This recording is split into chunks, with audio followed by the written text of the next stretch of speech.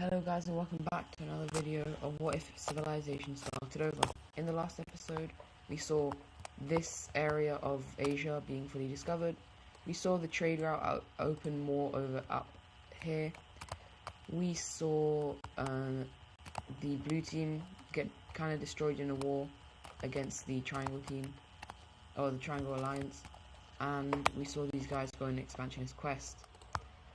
And so we're actually going to start off with the expansionists, as they will be entering into this country right here, and they will actually be doing something kind of smart, as they will be kind of just going over to all the major cities and not focusing in on much else. And then they will actually look at, if you guys can see these trade routes, they will start kind of going along the trade routes. However, they have to kind of stop because a lot of the other countries are threatening to form a coalition against them, as it isn't very good for the other countries. And eventually we see the blue team, the red team's capital being captured, and this will kind of force a surrender. And so let's see a peace treaty. So the blue team will take the capital as well as some extra land down here, so they look something like this, as well as then making this kind of orangey yellow country form down here. And then they give these guys a new government. And so for the capitals of these countries, this one will have it there, this one will have it there, and then obviously these guys no longer have this capital. And anyways, as you can see, the blue team is slowly expanding, and they are trying to basically get all of Mesopotamia, which now is only one country blocking them off. And yeah, but we will not see that in this video. Instead, we will go over to the gold team, as their leader has just died. So yeah, and there are two candidates kind of for like the new throne. One who is very pro people, he wants people to be good and happy, but then there's one who is pro the nobilities. And well, the one pro nobilities, because they have a lot more influence, is going to be elected, and this is going to cause a couple of major uprisings in a lot of the weaker areas. And very quickly these uprisings will gain popularity among the people, as well as being very quick to attack. And we even see a couple of like them proving their support for another country. Like this one is just, oh no, this one right here is basically just a funded by these guys. But anyways, we see more expansion by the rebellion, and after this we even see the Indian country invading in, trying to kind of make a new ally. And well, India is one of the strongest countries in the world, and they're definitely the richest because of all their colonies. But anyways, they continue to expand very rapidly, and we eventually even see a third rebellion up over here in the north, and eventually the gold team is forced to surrender. So let's look at the peace treaty. So this country right here is going to take all of this, and then we will see two kind of countries. So we see this purple team. What?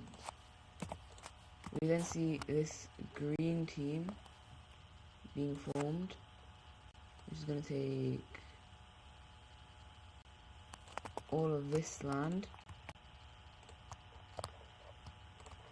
And then we're gonna see the old gold, not old gold team kind of government, but it is kind of the new rebellion. I'm just gonna keep them gold. And then we see the Indians take all of this land, expanding them very greatly. And yeah. Ooh, hold up. Not on capital. They'll take this land, yep. And now for the capitals. We're gonna see. Right, these guys don't have any areas, so we're just gonna see that and that. So we have 2 new countries, as well as the expansion of a bunch of other countries. But we're now gonna head over here to the Himalayas, as they have finally been kind of properly discovered. And we will then see the red team expand to the Himalayan mountains properly, and they are really getting quite large. And well, they're going to continue growing even more over here in Borneo and Indonesia, which means they are getting so much money. It is crazy. They even go over to these Filipino islands and start to claim them. They have arguably the best navy in the world, and yeah. But we are now going to head over to China, where, as we know, there's 3 countries here: the North, Central, and South China. But well, Central China wants more land. They feel like they haven't got enough, and so very quickly they are going to decide to invade into Southern China, because North China is the strongest, and South China, even though it does have a lot of land, they are not very strong. And eventually, after taking enough land, they're going to call it quits, and then just be like, you know what, give us this and you can survive. And South China realistically does not have a say in this. They kind of have to agree. But anyways, yeah, we also see Central China taking Taiwan. And now for new capital, these guys will be there, and old capital is gone. Now, as we can see, the Central China has expanded, and Northern China is now getting kind of concerned, and so they will do kind of a smart thing and move their capital up over here, which is anyways actually their most populated city. So yeah. Over to Korea, we see them continuing to explore the Japanese Isles. However, eventually the Japanese want their independence, and Korea, being actually quite a nice country, is going to be like, fine, you can get independence. And so we see the formation of Japan, which is going to be this nice dark blue color. And very quickly, they will explore and start taking lots of land on the Japanese Isles. They will basically just take over the entirety of the Japanese Isles, as well as exploring into Sakhalin and taking some there, as well as up here into the north, where they will take something like that. And yeah, for their capital, we're gonna place it over here on this island. And yeah, everyone is very happy in most of the eastern countries. Like, if you put like a line here, all of these guys are pretty peaceful with each other. Obviously, we just saw Central China expand, but that's kind of like an anomaly. Anyways, we're gonna head over to the trade route countries, as they are going to be exploring some more and eventually expanding as well. However, they're not going to be expanding in the conventional way. We actually see them kind of allow new countries to form. However, these countries are not very strong, and we basically just see a more official border. So yeah, and then these guys as well. Let me just quickly fix up this border because it looks kind of ugly. Yep, that's pretty good. And so with this, we see a brand new country inside of the world. And yeah, the trade route is becoming more and more kind of prominent. And as you guys can see, we're now going to continue with the trade routes. This one is going to continue along the coast and then go along the northern border of them, go up and eventually connect up with this. And yeah, we eventually see this kind of large trade route linking up there, and then see one trade route linking up like this, and we basically just see a couple of protrusions. This country does not have it on the so we have to see kind of like a weird triangle trade route thing here. Up over here we see the connection of this like that. It's not very clean, but over here we just kind of see Iberia being very much connected up, as well as Italy being connected now. And for some reason, if you guys can see, we have like a brand new very big trade route opening. However, we then see a kind of argument between this country up here in the north and the blue team. Which way should it go? Should it go up into the grey team, or should it go this way into the blue team? And obviously there is the chance of them just doing both, but they don't like that. And you know what they're going to do? They're going to start a war. The blue team sends troops into this country, and to be honest, the blue team is a lot stronger. And yeah, eventually they're just going to surrender, and it's full annexation. Way, how fun. Anyways, it is going to be placed through the blue team's capital, and this capital is now a very important trade route section. And yeah, but one thing to note about the blue team, a lot of these eastern parts like here are not very pro blue team union, and so we eventually even see we see a rebellion down here, but the blue team can't put it down. It is expanding, and so they're gonna go up to the starter of this blue team, and they're gonna be like, you know what, just let us give you kind of freedom of speech and stuff. And so this makes them happy, and we basically now have dual capitals, basically like Austria-Hungary. We see two new kind of countries, or a new country joining up with them. And yeah, anyways, we're now gonna head over down into here, where let's just say these two countries have been divided up. And there's not even going to be a war, it's just going to be divided between the Italians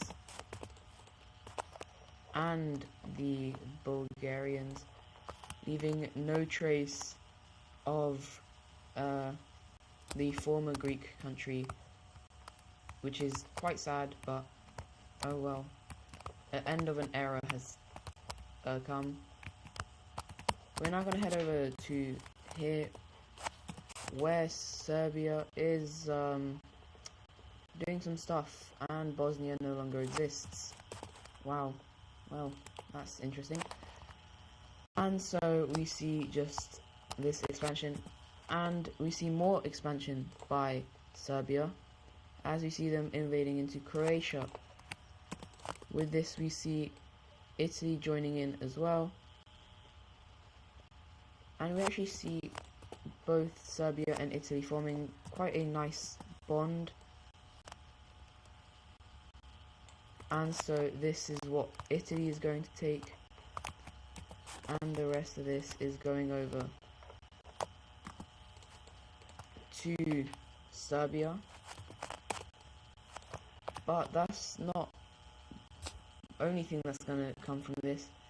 We actually see the formation of the... What shape have I not used? I have triangle. Oh, triangle is the only alliance. Okay, we're going to make the circle alliance between Serbia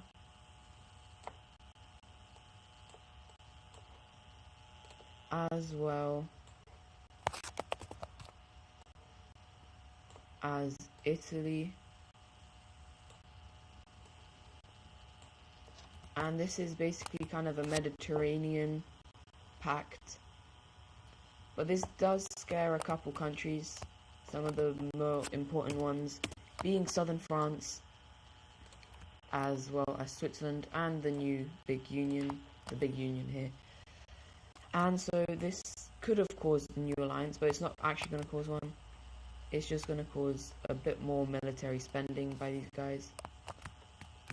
But we're actually going to head over to the this country right here, as they have been experimenting with their boat rides.